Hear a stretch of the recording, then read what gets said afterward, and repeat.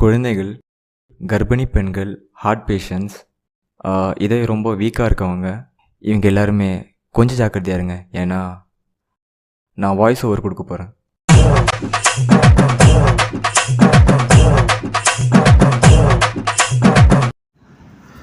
Hi hello and வணக்கம் my dear friends, welcome to my channel பச்சர் gaming.